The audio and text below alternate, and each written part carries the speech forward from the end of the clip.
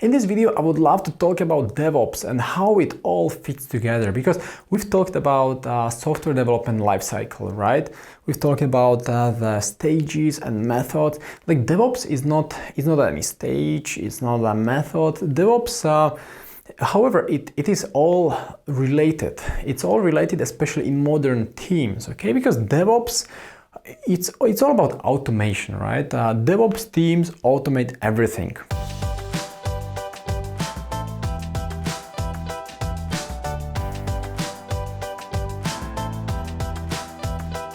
This is one of the core premises. This is how I see DevOps, automation, DevOps, DevOps, automation. We will get to what DevOps actually means, but for now, I just want to highlight the fact that in order to automate everything, teams need to adjust their culture, the way they work. They need to adjust the processes. They need to implement new tools. Okay, so in order to automate everything, lots needs to change in a company. And I've seen it firsthand in our previous company where we've adopted the DevOps mindset, culture, tools and processes. I could actually add here that the DevOps is also a mindset into large extent, okay, mindset. Because you suddenly start thinking, hey, how can we automate this task? How can we make it run 10 times a day instead of 10 times a year, okay? And now you may think, why? Why would you even automate everything? Like, does it make sense at all? For this, we need to take a step back and look at the desires of companies. What do companies do? What do businesses do? So let me wipe it really quickly and we will look at why do we automate everything. Suddenly everything will make sense. So today, every company is a software company, right? Every company. Well, think about retail companies. Retail companies are software companies also. Think about hospitals. They are software companies also. Like which company these days doesn't have IT, right? Which company today doesn't need to ship something to customers? And let's look at let's look at the timeline where here, say you have a year with 4 quarters. Historically, with waterfall methodology, you could say deploy once a quarter, maybe at the end of the quarter. Well, this is still what some of the corporations do. Sometimes it is really desired because of some regulatory, legal compliance issues and whatnot. So, but still, this is how it worked historically. Q3, Q4. Companies wanted to ship something to customers. Customers received something, they were happy. But they only received it once a quarter. Was it enough? Well, hardly, right? These days, when response to change is a competitive advantage, today when companies want to build features and ship every day, every hour something new, today you cannot release at the end of a quarter anymore, right? So there has been a great shift to actually ship multiple times per quarter. So say this is still the quarter one, but you don't ship only once a quarter. Now you want to ship, say, every week. So suddenly it's 12 times a quarter, or even more. Maybe you want to ship every day because you have a bigger team. Some of the team members work on websites, some of them on backend, some of them on API, some of them on mobile apps. So you can ship more frequently. But suddenly you realize, hey, how can we even ship daily? How can we ship 10 times a day code to production if we hardly could do it once a quarter? I've worked in a corporation years ago, and I remember how they had to freeze pretty much the whole IT for 1 week during a quarter before and after they deployed. So there has been a freeze, no new features, nothing. Everyone just focuses on release. they deploy it, and then they continue. Like how distracting it is and how inefficient. While companies start thinking like, hey, how can we do it on a daily basis? Well, and the response is, if you automate these things, right? If you automate, there is no way to do it 10 times a day manually, because you would just get crazy and very unproductive. You need to automate it in order to release several times a day. So companies, huge companies with hundreds or thousands of developers can ship even, every minute new code, because they don't need to bundle it. They just ship whatever is ready, they ship it. Whatever is ready, they ship it again. Okay, so this has been the shift, and especially with Agile, where Agile was pushing this response to change, little increments, significantly. There has been this shift from waterfall to Agile. And DevOps is pretty much the technical answer, like how can we do it technically, what business wants to do, what business wants us as a technical team to do. So DevOps is, in other words, DevOps is or consists of two words, so development and operations, and links this together.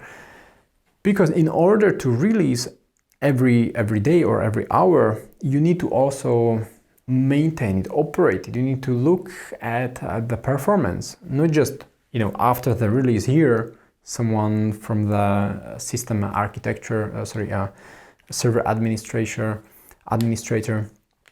but like this has been the shift and the merge, like bridging these two worlds to one, DevOps. And if we look at desires of these groups, so say developers, what do developers want? What do operations people want? And what do customers want? So, for example, developers, they want to see the result of their work pretty much immediately, right? Like you don't want to wait the whole quarter. If you build something here, you don't want to wait. Like how demotivating it is, to write something and then waiting for it to be published, maybe in 2 or 3 months. You don't want that, right? You want to build something and immediately see the results of your work. So I could write here, so see the results immediately. What do customers want? They want to see new features immediately. Features immediately. If a customer has an idea, then they would appreciate if it could be done within a short time frame, not in 2 quarters or 3 quarters, right? Like they will already forget about your company by then. But now, what do operations people want? Well, operations people want, so those who support production environment, those who maintain systems, they want, for example, high level of uptime. So say uptime 100%. They want no issues, no production issues, right? They actually dislike even these releases. Like they would be most happy if there would be no releases at all, because that would mean 100% uptime. That would mean no issues at all, because new code brings new issues, right? The more code you release to production, the more likely something to break. So developers want to ship more. They want to ship more features. They want results. While the operations people want less features, less hassle, right? For them, no release equals no hassle, no issue. So there has been this clash historically. And of course, business people, they want IT, to ship as fast as they can. So there has been this clash historically, right? It's like lightning, like something clashing. So that's why they started, looking for ways how they could actually work together in a more efficient way. And the DevOps is the answer. Like DevOps, to automate these tasks, to bridge these two worlds together is the response to shipping soon enough, literally every day, with high uptime, not that many issues. Because in order to ship every day, you need to test it automatically. You need to test it properly in different environments. So this is what DevOps is based on. So we could say, in other words, and let me wipe it again, that the DevOps here. So DevOps integrates, and now what does it integrate? Like, obviously integrate development and support, right? I have it actually written here so I don't mix it up. Development and operations teams.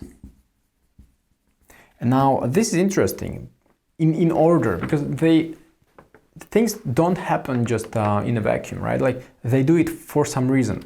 So in order to now increase or improve collaboration and or productivity. And this is important. This is important because you've seen the clash, right? As soon as there is a clash, it's inefficient. Things are efficient if there is no clash. So they collaborate together.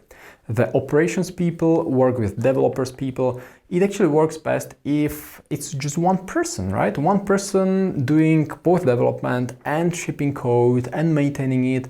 That's becoming efficient, right? If there is this kind of collaboration. And now how they do it? So in order to improve and now what do they do? Again, we have here 4 or 3 different things, right? So they automate infrastructure. We will elaborate on this in a sec. They automate workflows.